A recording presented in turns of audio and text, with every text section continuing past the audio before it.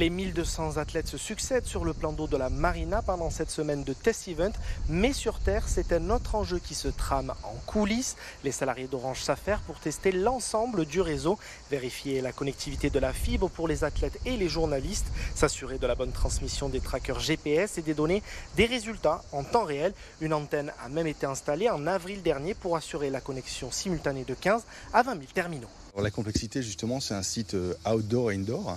C'est-à-dire que ce n'est pas juste confiné dans un bâtiment aussi grand soit-il.